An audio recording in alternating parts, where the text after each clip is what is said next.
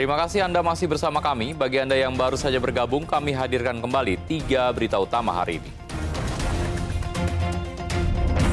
Lahan pertanian setinggi 150 meter di kawasan Kecamatan Paseh, Kabupaten Bandung, longsor. 2 rumah warga dan kandang kambing tertimbun material longsor. Seorang pria menjadi korban penganiayaan dalam acara komunitas sepeda motor di Kabupaten Bogor. Penganiayaan mengakibatkan mata korban terluka parah dan terancam mengalami kebutaan. 6 supporter sepak bola ditetapkan jadi tersangka dalam kasus pengeroyokan terhadap sejumlah petugas jaga di lapangan Stadion Sijalak Harupat, Kabupaten Bandung pada 23 September 2024.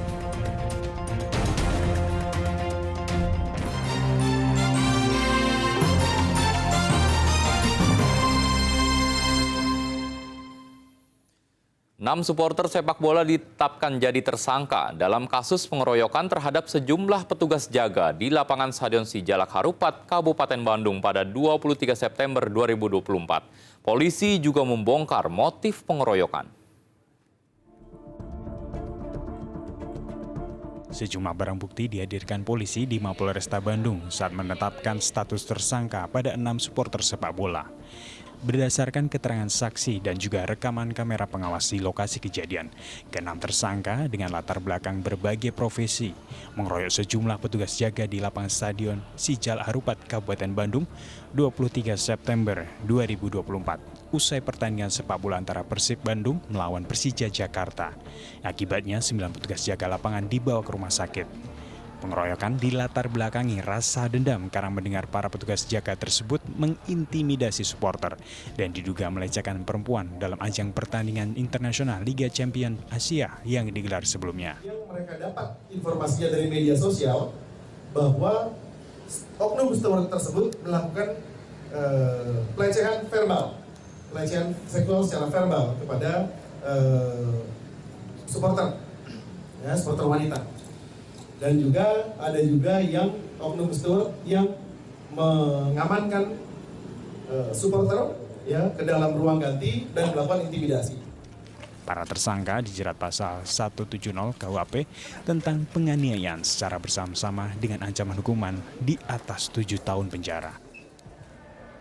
Muhammad Abbas melaporkan dari Kabupaten Bandung.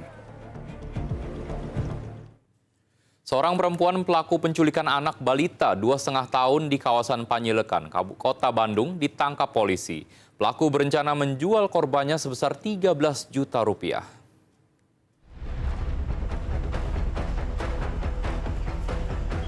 Tersangka SH, warga Cibalong, Kabupaten Garut, ditangkap petugas ke Mapolrestabes Bandung akibat menculik anak berusia 2,5 tahun di wilayah Panyilekan, Kota Bandung. Kasus ini berawal dari video viral penculikan terhadap anak seorang tukang rongsokan. Modus tersangka dengan mengajak orang tua korban berbelanja di salah satu swalayan dan menyuruh orang tua korban untuk mencoba pakaian di toilet. Saat lengah, pelaku langsung membawa korban menggunakan angkutan umum. Dan bukan ekonomi. Ya, tapi kenapa jual-jual anak itu? Kan kamu punya anak juga, ya? Ya maksudnya bukan masuk juga tadinya cuma mau kebenaran tentang adopsi.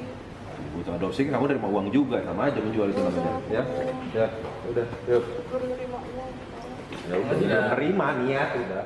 Motif penculikan diduga karena kebutuhan ekonomi. Di hadapan petugas, tersangka mengaku anak tersebut akan diadopsi kepada kenalannya dengan iming-iming uang sebesar 13 juta rupiah. Saat ini, polisi masih menyelidiki kenalan yang rencananya akan membeli anak tersebut. Modus ataupun motif yang dilakukan oleh tersangkanya adalah untuk menjual anak tersebut. Alhamdulillah pada saat ditemukan anak tersebut masih berada di kontrakan tersebut. Tapi ternyata sudah ada pembicaraan dengan calon yang akan diduga melakukan pembelian anak tersebut. Pelaku dijerat dengan pasal 328 KUHP dan pasal 76F Undang-Undang RI nomor 35 tahun 2014 tentang perlindungan anak dengan ancaman hukuman paling lama 15 tahun penjara dan denda paling banyak 300 juta rupiah. Muhammad Rizal melaporkan dari Kota Bandung. Razia cipta kondisi di sebuah indekos di Kabupaten Cirebon diwarnai ketegangan. Seorang wanita kabur saat hendak ditangkap petugas. Satu persatu, kamar indekos di kawasan Kedawung, Kabupaten Cirebon diperiksa petugas. Salah seorang perempuan menangis ketika kedapatan bersama kekasihnya di dalam kamar. Namun sayang saat petugas tengah melanjutkan pemeriksaan, wanita muda itu melarikan diri. Aparat gabungan menangkap belasan orang termasuk pasangan di luar nikah. Bahkan terdapat sejumlah wanita yang tengah menjajakan diri melalui aplikasi daring. Mereka dibawa ke kantor Satpol PP guna pembinaan dan pendataan. Petugas juga memberikan teguran kepada pemilik indekos. Itu ngerasa mereka ketakutan, jadi lari. Dikejar anggota, saking ketakutannya dia sampai kabur gitu, sampai nggak ketemu sama kita.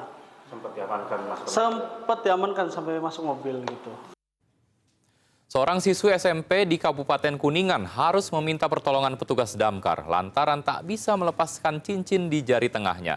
Usut punya usut, cincin yang tersangkut merupakan milik sang kakak yang diambil tanpa sepengetahuan pemiliknya.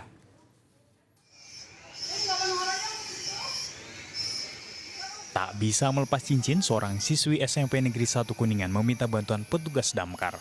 Sebelumnya, siswi bernama Agrifina Helga meminta bantuan teman-teman serta guru di sekolah untuk melepas cincin tersebut. Sadar segala usahanya tak membuahkan hasil, seorang guru berinisiatif membawanya ke kantor damkar untuk meminta bantuan melepaskan cincin. Cincin tersebut rupanya milik sang kakak yang diambil tanpa sepengetahuan pemiliknya. Masukin Oh, iseng masukin. Sejak kapan itu?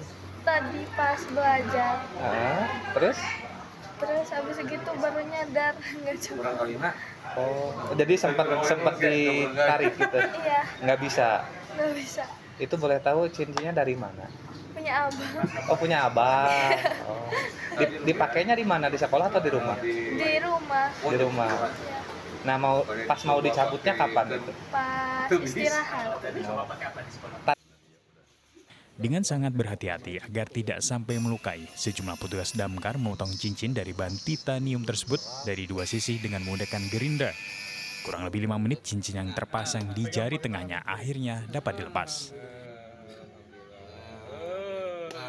Siswi tersebut mencoba memakai cincin punya kakaknya, namun setelah dipakai terlalu seret dan merasa tidak nyaman, sehingga beliau pengen dilepaskan dan sudah mencoba di sekolahnya tersebut dengan membuka tutor segala macam di YouTube, pakai alat juga tapi tidak berhasil, dan akhirnya minta tolong ke gurunya dan diantar ke Mako Damkar Kuningan.